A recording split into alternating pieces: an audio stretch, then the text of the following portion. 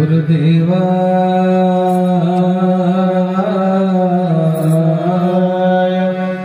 नमः।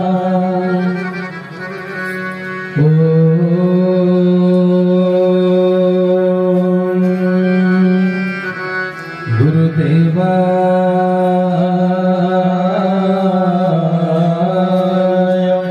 नमः।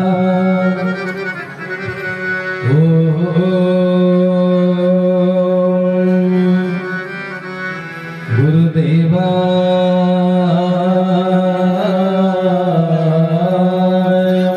नमः। गुरुदेवाय विद्महे प्रेमदाताय धीमहि तन्नो गुरु प्रचोदयात्।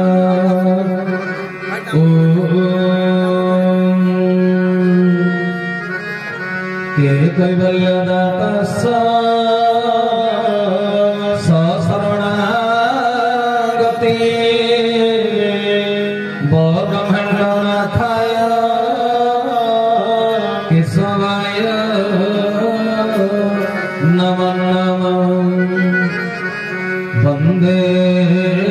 गुरुनारायणं आदिदेव सनातनं वेदांत ज्ञानदातार सच्चिदानंद विग्रहं नित्यं सुखं निराभासं निराकार निरंजन नित्यबोधं चिदानन्दं गुरु ब्रह्मा नमाम्यहम्। नीलाचल निवासाय नित्याय परमात्मने बलभद्र सुभद्राभ्यां श्री जगन्नाथाय ते नमः। मन्नाथ श्री जगन्नाथ मद्गुरु श्री जगद्गुरु मदात्मा सर्वभूतात्मा तस्मै श्री गुरवे नमः। अखंडानंद बोधाय शिष्य संताप हरिले सच्चिदानंद रूपाय केशवाय गुरवे नमः। केशवाय गुरवे नमः।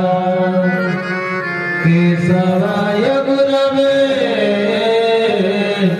नमः। चरमधर सुप्रसाद नित्यानुपम सुंदर चरमधर सुप्रसाद नित्यानुपम सुंदर सुप्रसाद नित्यानुपम सुंदर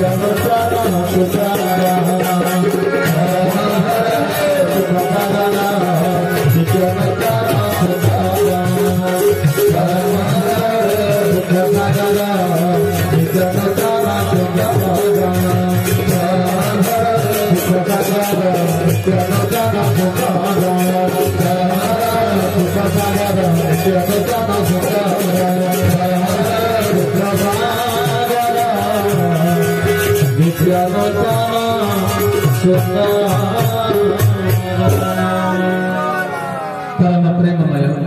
परम करुणिक जुगावतार भावग्राही गुरुस्वामी कमनीय कांति नायक अनुपम शांतिदायक मत्शून्य हृदय पूर्ण पुरुष मुनिजन मानस हंस भक्तजन नंदकारी हृदय कुंज बिहारी मन गगन शशि हृदय कंदरवासी मो मनर मन मो प्राणर प्राण मो हृदय हृदय अव्यक्त मंडलाधिपति पूर्ण ब्रह्म पूर्णेश्वर जगदीश्वर जगन्निवास सृष्टिर स्रष्टा पुरुष गुरुकुल चूड़ामणि जीवन देवता लीला पुरुषोत्तम चरमनाथ गुरुस्वामी केशव सुंदर अनंत श्री संपन्न जगतर नाथ जगन्नाथ प्रपन्न पारिजात भक्त वांछा कल्पतरु श्री स्वर्ण क्षेत्राधिपति जरिया कुलिया निवासी ठाकुरंकर अभय निर्भय परम पावन पद पंकजरे सर्वाद मानसिक भाव कोटि कोटि कोटि कोटि अनंत कोटि बार भूमिपात साष्टांग दंड तत्परे आज महान जागतिक सत्संग कार्यक्रम मंच परिचालक प्रिय सम्मानस्पद विचित्रानंद भाई महोदय अष्टापुरुष संबंध कथा गाथा अमृत वचन हूँ प्रभु वचन प्रवचन तेरे दिन दिन वर्ष वर्ष धरी 23 वर्ष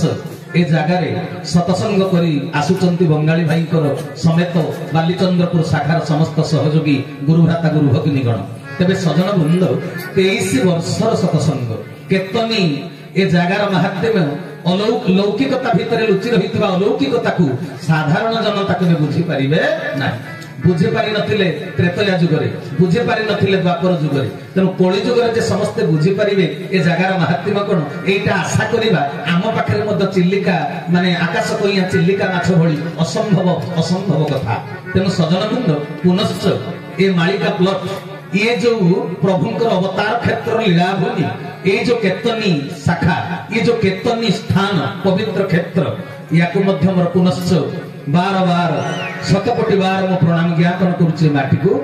तेरे भाई भौणी माने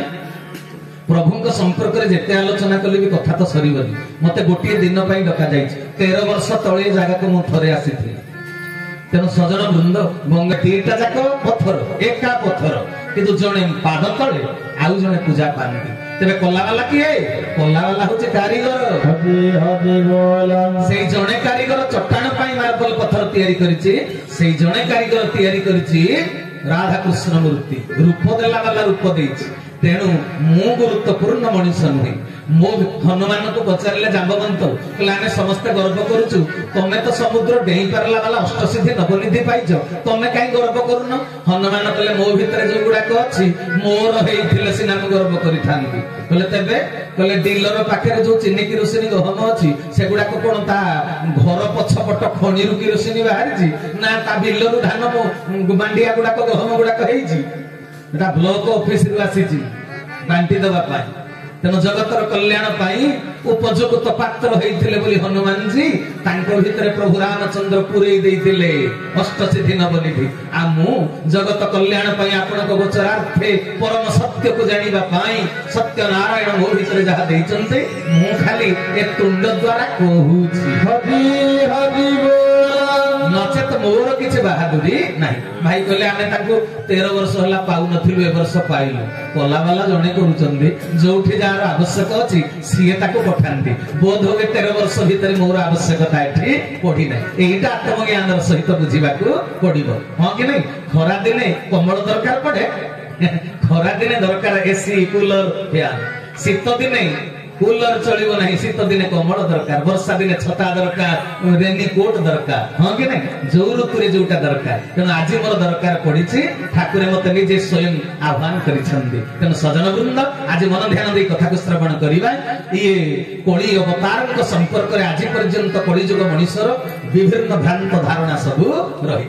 जेबे कलिजुग अवतार किए बोली बहुत प्रकार मत आ मंतव्य ए संसार भितरे अनेक पंडित मान्य व्यक्ति माने प्रकाश करुछंती किंतु आमे आज आलोचना करिबा शास्त्रीय विधि शास्त्रीय मत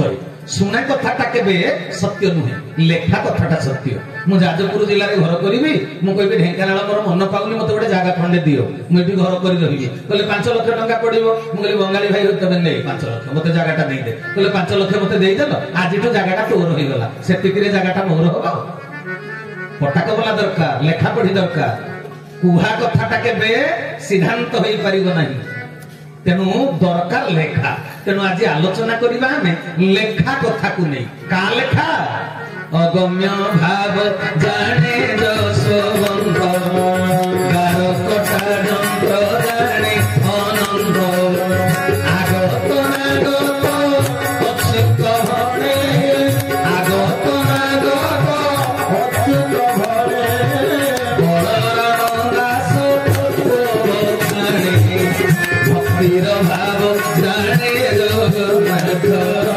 पंच सखाय ओडिशा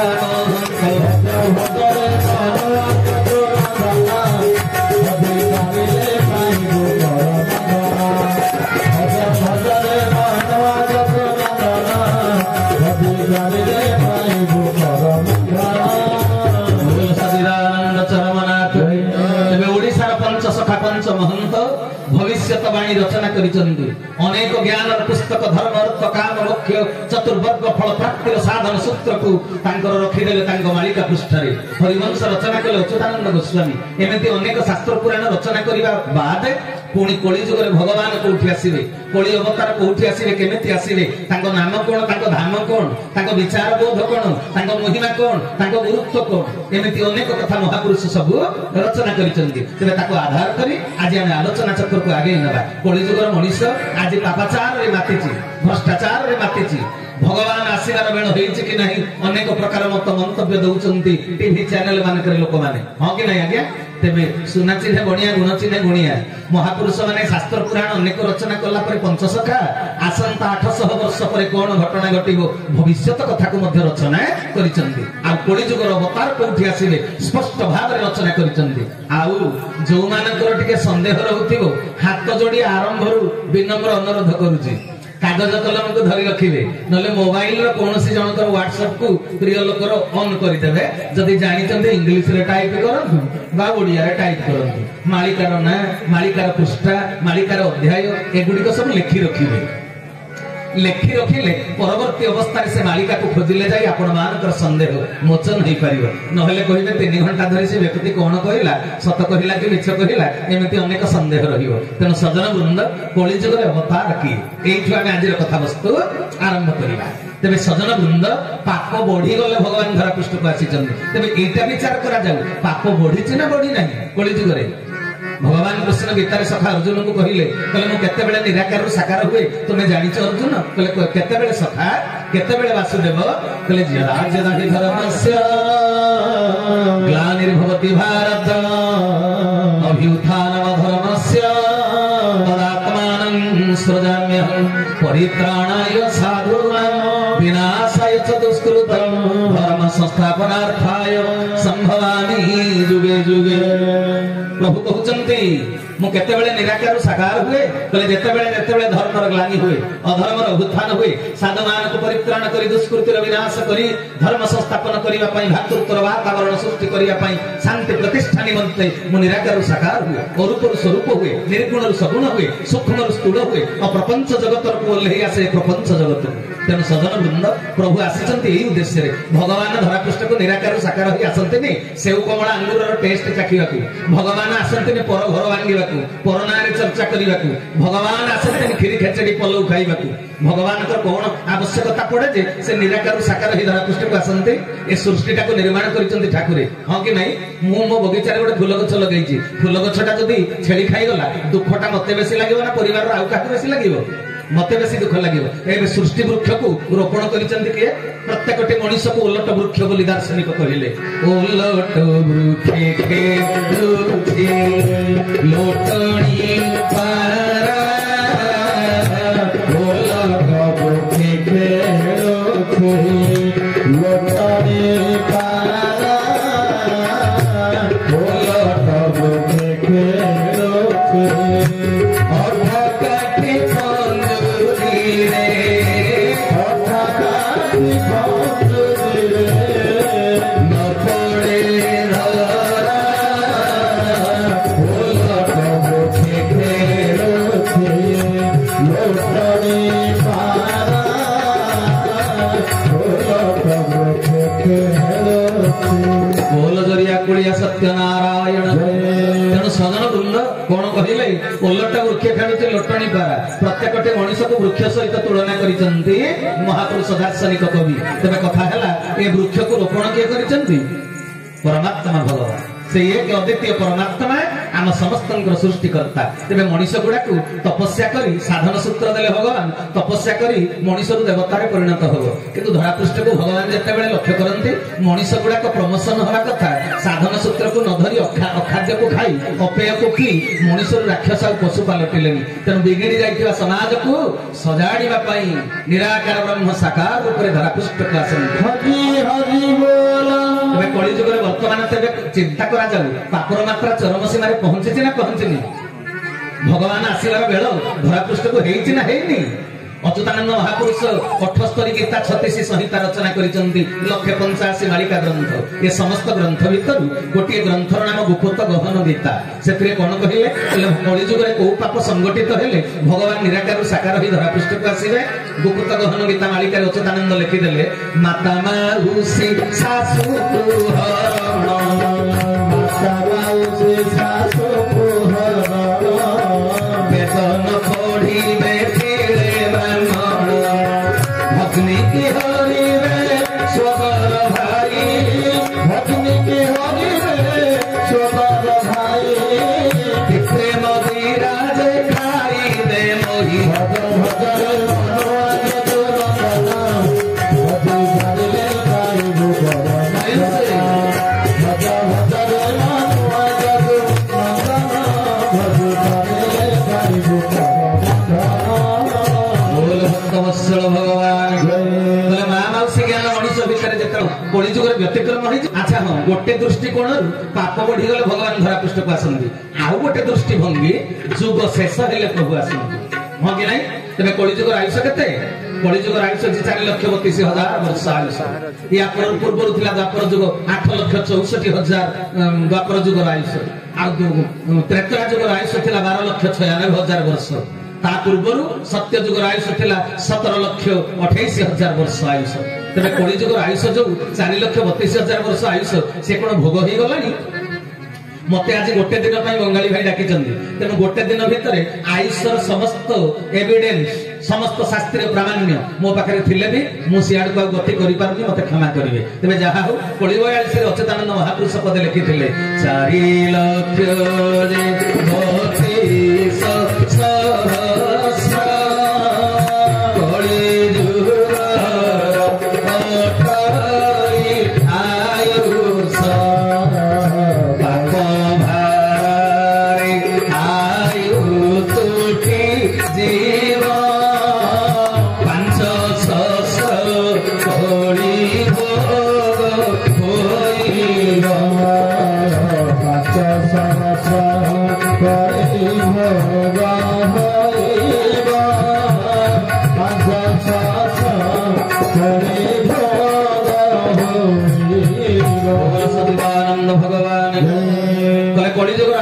4,32,000 वर्ष किंतु भोग हम के मात्र 5,000 वर्ष भोग हम कहीं ना पाप भार ଆୟୁ ତୁଟିଯିବ। କାନ ଶୁଣି ନଥିଲା, ଆଖି ଦେଖି ନଥିଲା, ସେଇଭଳି ପାପ କଳିଯୁଗରେ ସଂଗଠିତ ହେଇଛି। ହଁ କି ନାହିଁ ଆଜ୍ଞା? ପାପର ମାତ୍ରା ଯଦି କହିବି ରାତି ପାଇବ କଥା ସରିବ ନାହିଁ। ପାପ ରାମଦାସକୁ 550 ବର୍ଷ ତଳେ କାଗଜରେ ଉଦ୍ଭାବନ ହେଇନଥିଲା। ତାଳପତ୍ର ପୋଥି ଆଉ ଲେଖନୀ ସାହାଯ୍ୟରେ ଧ୍ୟାନ ମାର୍ଗରେ ସମାଧି ଯୋଗରେ ଯାହା ଦର୍ଶନ କଲେ, ଧ୍ୟାନରୁ ଉଠିଲା ପରେ କାଗଜ ଲେଖୁଥିଲେ ତାଳପତ୍ର ପୋଥିରେ। ରାମଦାସକୁ ସାକ୍ଷୀ ରଖି କହିଲେ, ପ୍ରିୟ ଶିଷ୍ୟ ରାମଦାସରେ, କଳିଯୁଗ ଶେଷ ହେଲାଣି ବୋଲି ତୁ ଜାଣିବୁ କେମିତି?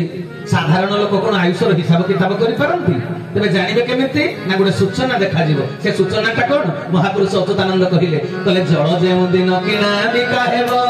ବାଟ ଚାଲିବାକୁ କର, ସେହି ଦିନୁ ରାମ ଜାଣିବୁ ରେ ତୁହି, ମହାକଳି ହେଲା ଘୋର। ପାଣି ଯେତେବେଳେ ଦୋକାନରେ ବିକ୍ରି ହବ, ନଈ ପୋଖରୀ ନଳକୂଅ ସବୁଠି ପାଣି ଥାଉ ଥାଉ ଯେତେବେଳେ ଦୋକାନରେ ପାଣି ବିକ୍ରି ହବ, ସେଇଟା ଜାଣିବ କଳିଯୁଗର ଶେଷ ସମୟ ବୋଲି। ତେବେ ସଜନ ବୃନ୍ଦ, ଆଉ କଣ ହବ? କହିଲେ ବାଟ ଚାଲିବାକୁ କର ଦେବାକୁ ପଡିବ। ମୁଁ ତ ଓଡିଶା ସାରା ବୁଲିବାକୁ ମତେ ପଡେ। ଠାକୁରଙ୍କ ନିର୍ଦ୍ଦେଶରେ ଯୋଉ ଆଡକୁ ଗଲାକୁ ବାଟରେ ଗୋଟେ ଗୋଟେ ଟୁଲ ଗେଟ୍, ପାଣି କୋଇଲିରେ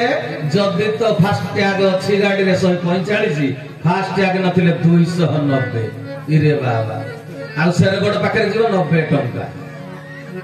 ପାଣି କୋଇଲି ପାଖରେ 60 ଟଙ୍କା। ଏ ପାଣି କୋଇଲିରେ ସହିତ କହିଲେ ରାମ ରାଜ୍ୟ କେମିତି ଜାଣିଛୁ ରେ ଭରତ? କହିଲେ କେମିତି? କହିଲେ ସୂର୍ଯ୍ୟଙ୍କ ଭଳିଆ। କହିଲେ କେମିତି? କହିଲେ ସୂର୍ଯ୍ୟ ପାଣିକି ଟାଣି ନେଲା ବେଳକୁ କେତେ ଲିଟର ସମୁଦ୍ରରୁ ନଈ ପୋଖରୀରୁ ଗଲା ସେ ଜାଣନ୍ତି ନାହିଁ କେହି। କିନ୍ତୁ ସେଇ ପାଣି ଯେତେବେଳେ ବାଦଲ ଶୀତ ହେଇ ବର୍ଷା ହୁଏ, ଲୋକମାନେ ଆନନ୍ଦ ହୁଅନ୍ତି, ଚାଷବାସ ହବ। ବର୍ଷା କଣ? ବର୍ଷା ଋତୁ ଗୋଟେ ମଙ୍ଗଳକାରୀ, ପାଳଇ ପରଜାଙ୍କୁ ବରସି ବାରି। ଆମେ ଛୋଟବେଳେ ପାଠ ପଢିଥିଲେ। ତେଣୁ ବର୍ଷା ହେଲେ ସମସ୍ତେ ଜାଣନ୍ତି। ତେଣୁ ସରକାର ସେମିତି ହବା ଦରକାର। ଧନ କହିଲେ କେମିତି? କହିଲେ ଟାକ୍ସ ନେଲା ବେଳକୁ ଯେମିତି ଜଣା ପଡିବା କଥା ନୁହେଁ, ଦେଲା ବେଳକୁ ସରକାର ଗୋଟେ ବ୍ରିଜ ତିଆରି କଲେ ସମସ୍ତେ ଖୁସି ହେବେ। ମେଡିକାଲ ସାଇନ୍ସ କଲେଜ ତିଆରି କଲେ ଖୁସି ହେବେ। 5T ରେ ସ୍କୁଲ କାମ ହେଲା ଖୁସି ହେବେ। এইগুড়াকে ସରକାରଙ୍କର ଭଲ କାମ ଦେଖି ଜନତା ଖୁସି ହେବା କଥା। କିନ୍ତୁ ନେଲା ବେଳକୁ ଟାକ୍ସ ଖଞ୍ଜଣା କର ଜାଣି ନ ପାରିବା କଥା, ଲୋକଙ୍କୁ ବାଧିବା କଥା ନୁହେଁ। ଆଜିକାଲି ଲୁଣ କେଜି ତ 30, ମୁଢିରେ ଲାଗି କଳିଯୁଗର ଶେଷ ସମୟ। କହିଲେ ଶିଶୁ ବାଳକ ଯେ ଅଝଟପଣରେ ଘୋଡାଇ ରଖିବେ ତନ,